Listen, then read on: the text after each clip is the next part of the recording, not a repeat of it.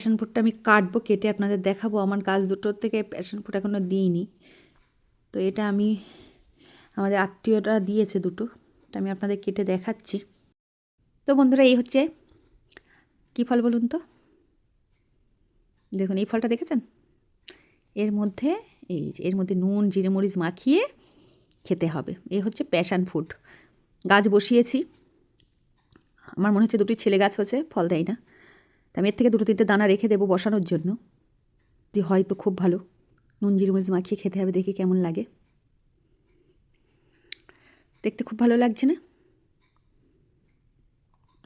তো আমার এই গাছ বসিয়েছি, আমি আবার গাছ অর্ডার দিয়েছি, দেখা যাক, আসলেই আপনাদের দেখাবো। তো বন্ধুরা দেখতে পাচ্ছেন আমাদের প্যাশন ফ্রুট কাটা হচ্ছে। নিশাত এই প্যাশন ফ্রুটটা কাটছে, কালকে একটা মাখিয়ে খেয়ে নিয়েছে। এবার এটা কেটে মাখানো হবে। কি কি দিয়ে নিশা মাখাই দেখুন, এই যে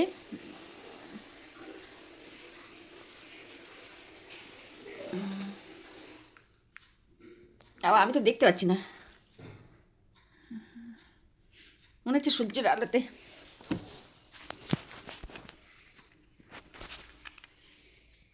এই যে ভিতরে নুন জিরে মরিচ দিয়ে মাখানো হবে, একটু লবণ,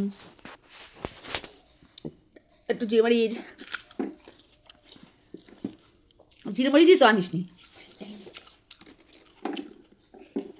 হাতে করে দেয় না একটুখানি বিট লবণ। কচম কচম কি আওয়াজ হচ্ছে? আমি জামরুল খাচ্ছি না।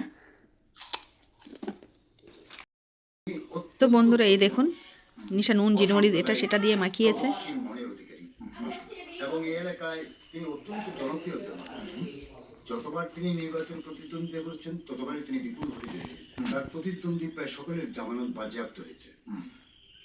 তিনি সবসময় এখানকার সমস্ত মানুষের সুখে দুঃখে সবসময় পাশে পাশে, উনি অত্যন্ত